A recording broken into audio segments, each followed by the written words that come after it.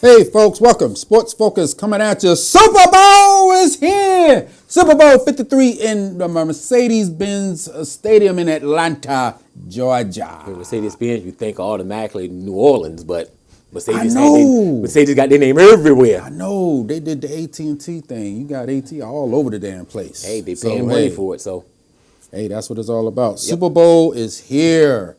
Just like that. We started in September, and now we are finally here with two teams. The one Patriots, surprising and one not so surprising. Well, I mean, it's interesting that we had two road teams win their conference championship. We'll get into those games in a minute, but I think this is going to be an awesome Super Bowl. I think rematch from 2001. Patriots and Rams. I believe all the Rams, the ghosts of the Rams, St. Louis Rams, I think, are going to come back.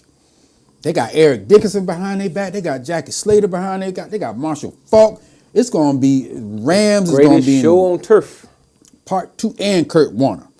But first, let's get into a little soccer news. I don't know if you know. You know who this is. Ronaldo. Pretty boy. Badass. I don't know if you're up on soccer. He is, man. I can't stand him. But pretty ass. Jeez. Okay, I understand. The dude just crosses all racial barriers with that. But anyway, I don't know if you're on this, but a lot of these soccer players are not paying their taxes. And he just got a suspended sentence, 2 years suspended sentence, and he had to pay a $21 million fine. That hurt my feelings. Yeah, it happened to Messi. It happens to all those soccer players over there because they make so much money, and it happened to him. They're trying to skate through and not pay their taxes. Say they live in one place and not the other. Whatever they're doing it. So, hey. But he got hit. I don't like him anyway. I love him, but I hate him. Anyway, let's move on to the association. James Harden is going on a run.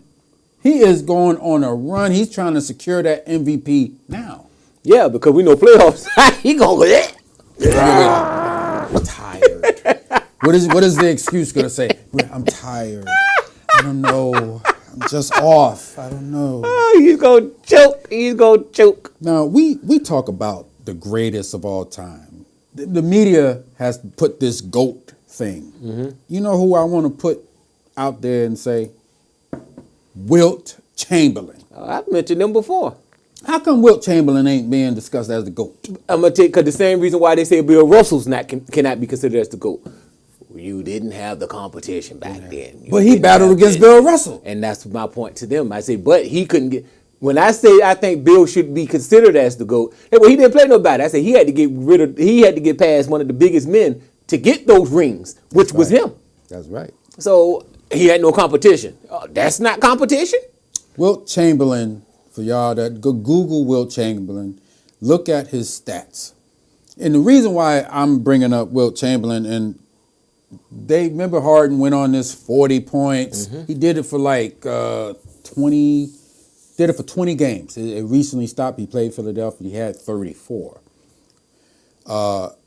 There's a list. You had Harden at 20. You had Rick Barry at 22. And you had Elgin Baylor. He was at 33. There was no Michael Jordan. Michael Jordan, he didn't score 40 points in 20 games. Guess how many times Wilt Chamberlain did he had to do it consecutively? I can believe he did about 40 sometimes. You think 40? I'm thinking 515. 515 times in 515 times he did it consecutively, 40 points a game.